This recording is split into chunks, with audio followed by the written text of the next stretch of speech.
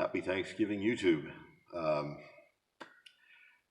Okay, let's start a little different than what I thought I was going to. So, last Sunday, I recorded way too much video. I was going to edit it down. I was successful in combining it into 3 videos, and came out to almost an hour of video, and I could not figure out how to fast forward through some of the stuff that I had wanted to fast forward through and able to make the video a more manageable size. I may post that at a later date, but basically what it was getting the power steering pump on here so the belt would stop squealing. So the belt has stopped squealing. I have the new belt on, the new pulley on the power steering pump. The old one didn't have the holes in the front. So basically, this is what I got. So we're all hooked up.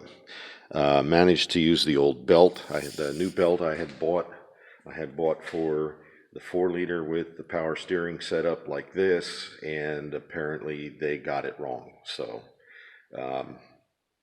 I managed to route the belt so I could tension it and drive everything the way it's supposed to, and there you are. So that's a catch up on that. So what I'm going to be doing today is, too bad I didn't have the video rolling when I opened the hood, but the radiator is still leaking, so I have a new radiator.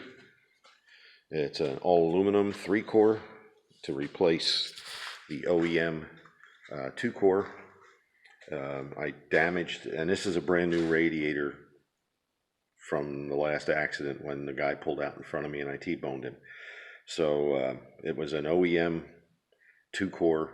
I didn't have any trouble with, everybody says these things have a problem with running hot. This did not run hot with a stock 2-core in it. Maybe it's because the cooling system on this is clean. I understand the previous owner was a mail carrier and maintained this vehicle, at least running wise, fairly good. So I'm assuming at some point he must have flushed the cooling system, which got into the heater core, which allows this thing to run fairly cool. It is running a little hotter now that the radiator is leaking, so I am going to pause the video to drain the radiator, because that's going to be a little bit time consuming and just a little bit boring, and then I may start this up to tear the front end apart, just to show how easy these front ends come apart. So everything has to come off except the bumper. So the headlight bezels will come out, both of those will come out, then the grill will come out, and then this surround will come out, or the cowl will come out, and then I can get this top piece off. Let's see if I can get a better view of that. This top piece will come off, and I can get at the radiator. Both the shrouds will come out. It goes fairly quickly. I use a cordless 1/4-inch impactor, and it's basically 10mm bolts and a mix of Phillips and I think 20 Torx bits. A 20 Torx bit. Yeah, that's a tongue twister a little bit for me. So anyhow, I'm gonna get the cooling system drained and set you guys down to where you can hopefully see, and be back with you soon. Okay, before I drain the cooling system, I'm going to pull the shrouds out, or the electric fan and the shroud out. And just to show you how quickly that goes, I'm only using the hand ratchet for this because it's a little difficult getting the 1/4-inch impactor in at the right angle. So this will go fairly quick. Stick with me.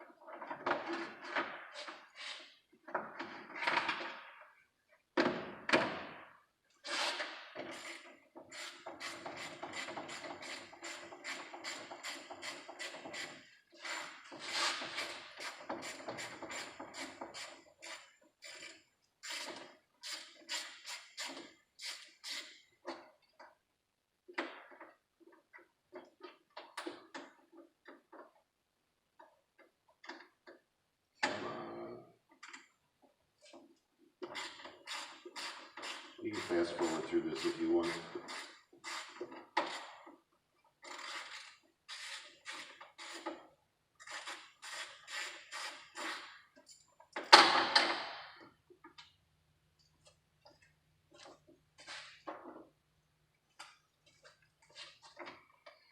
Disconnect the fan.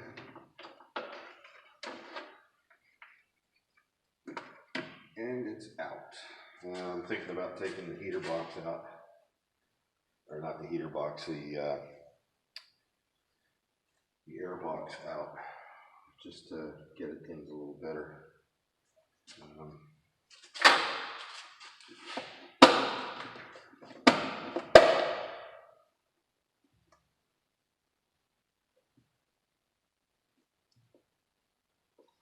Oh, come on, this one's so easy last week. There we go.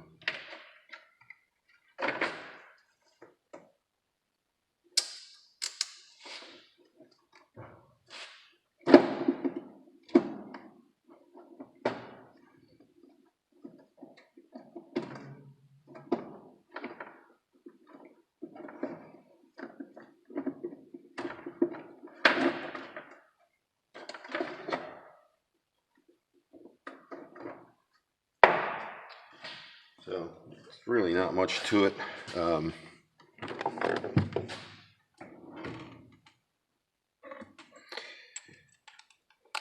Couple of clips here and there.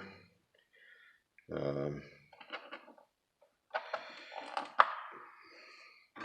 run an extension, 13 millimeter. There's 2 bolts. There's supposed to be 3. One of them snapped off years ago. I never replaced it.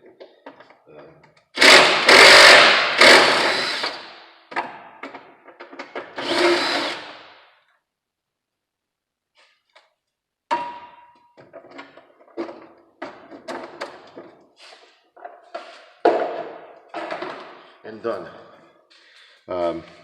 Now I'm ready to drain the cooling system, so that's going to take me a few minutes. I'm going to pause for that, and then we'll be onward and upward with disassembling the front. All right, changed my mind again. I don't have to drain it till I'm ready to pull it, so let's get the front end tore apart.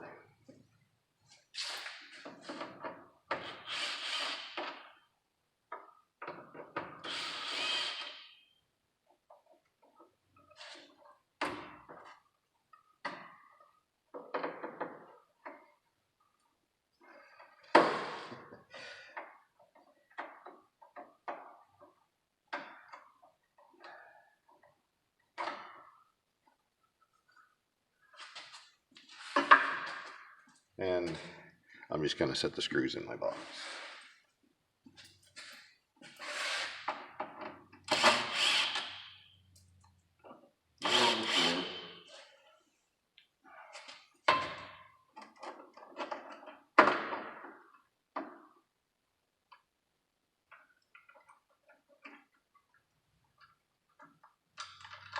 It's coming apart. Right.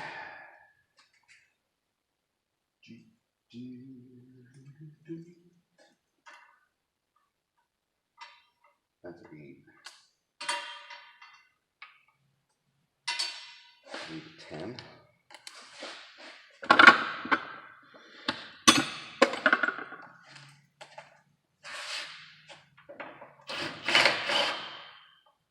Nope, that's not 10.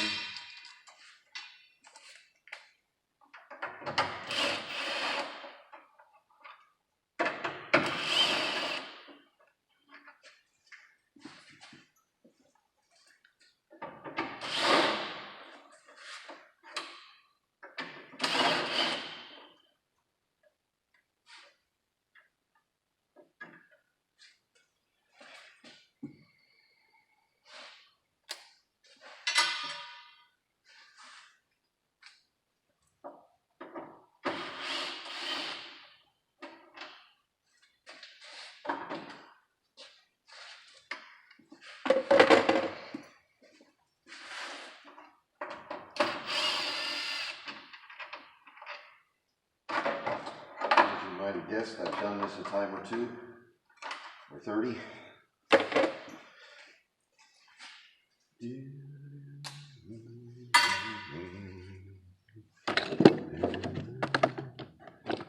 Where'd my Phillips go? There it is.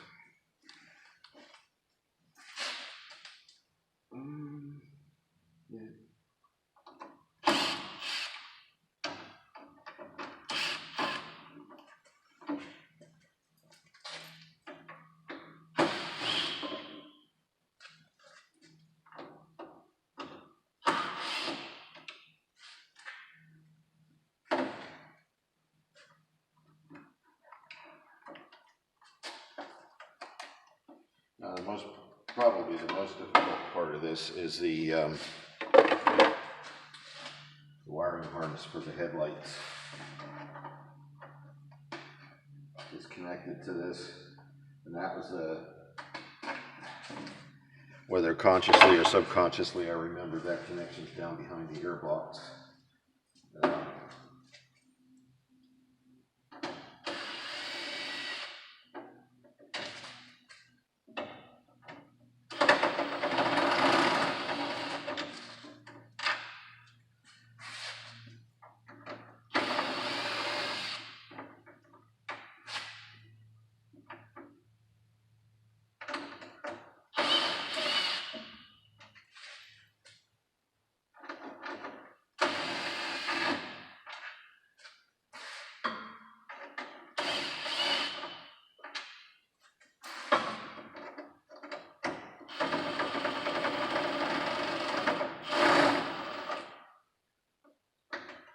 Can't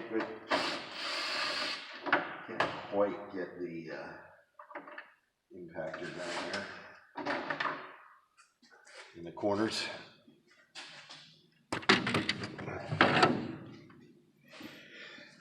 All right.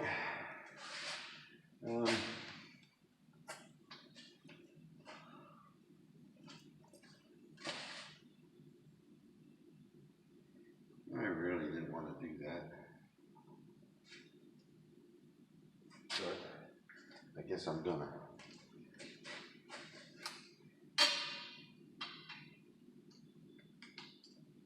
And I may end up doing this with a ratchet.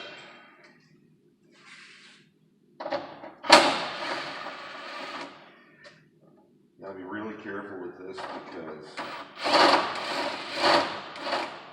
studs are threaded into the back of this, and it's a cheap plastic.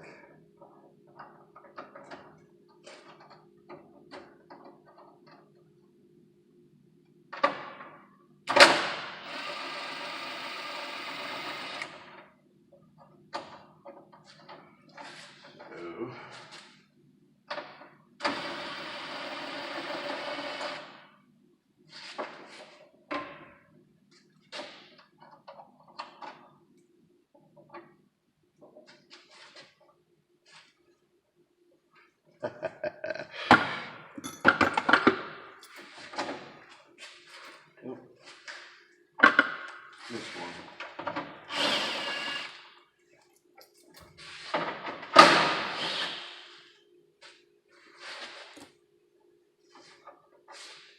What else did I miss? Oh.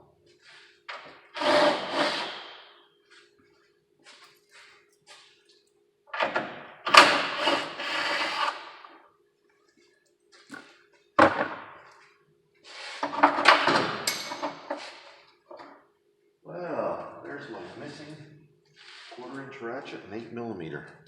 Wunderbar. How to get down there, I wonder.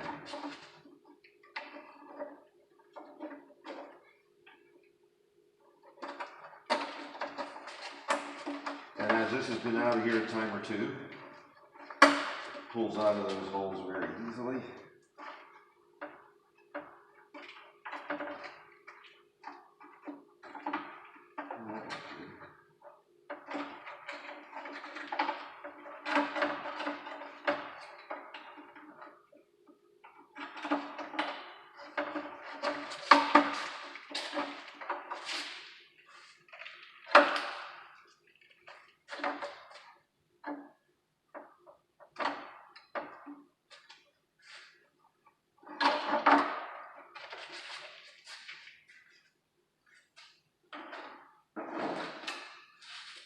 there you go.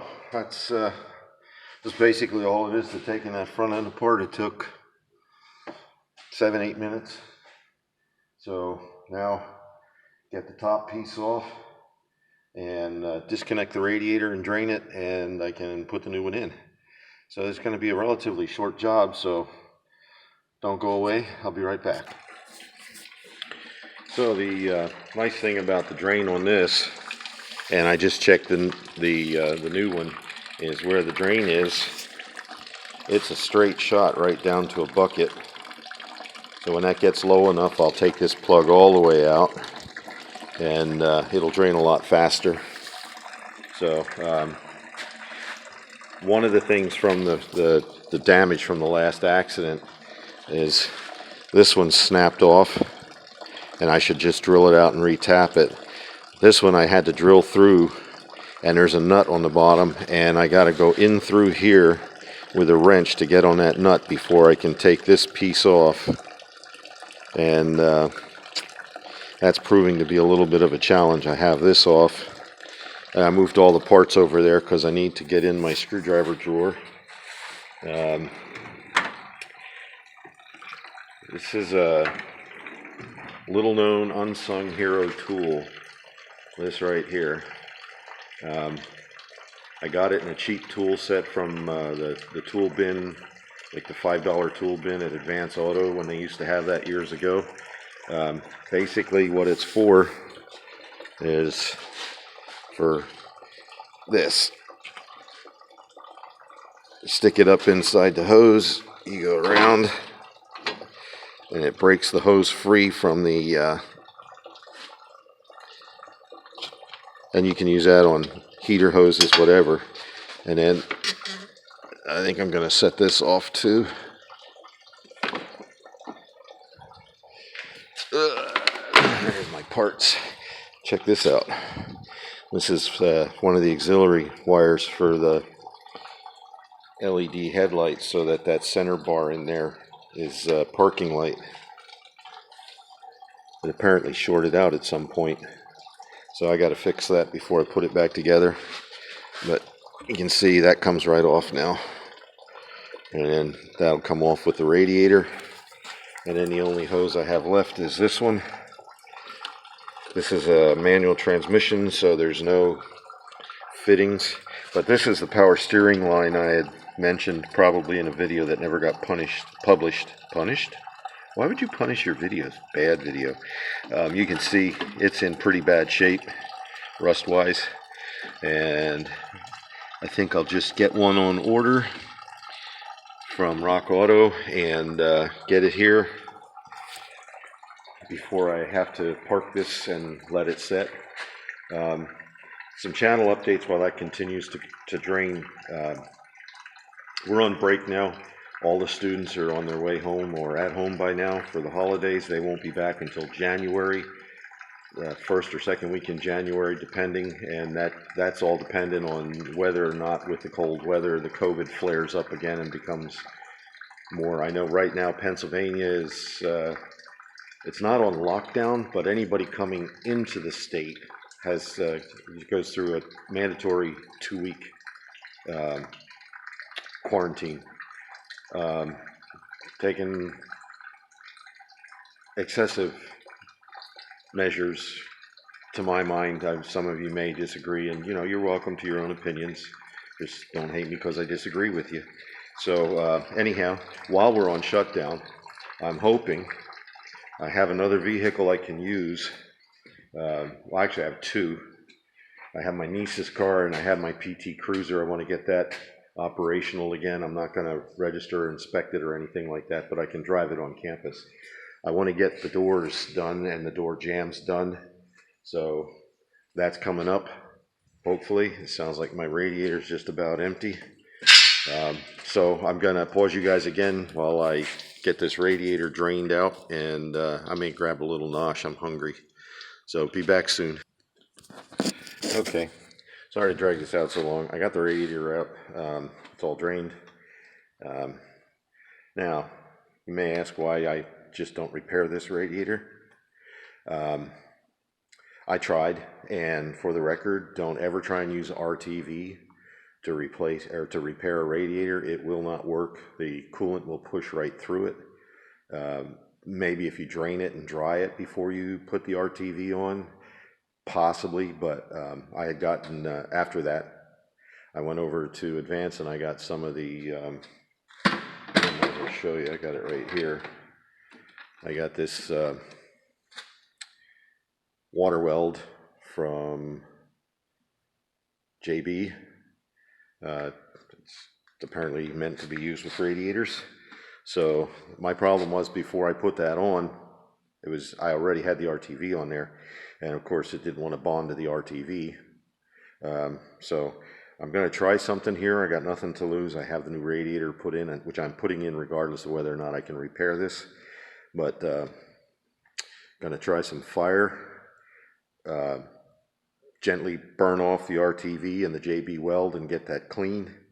And then I'll make up another little wad of JB weld and put it on there and see if that works, if I can get this stuff off. So here, let's bring on the heat, man.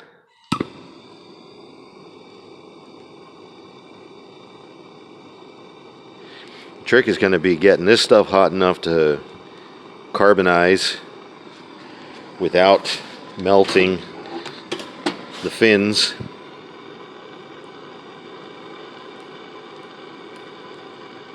Don't know if that's going to be successful or not.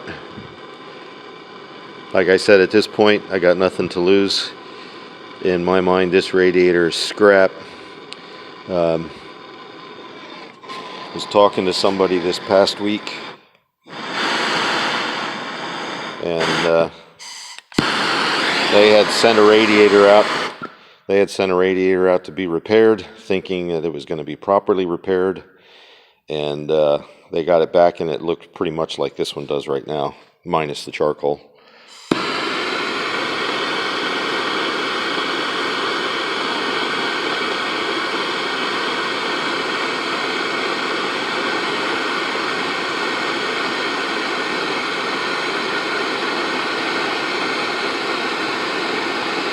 Ooh, fire. I've seen fire and I've seen rain.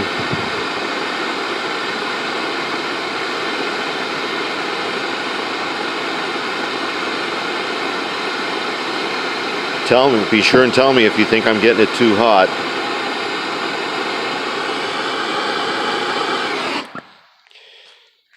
So, let's see if I can find something to scrape that off with. Sorry, I got a pop-up ad.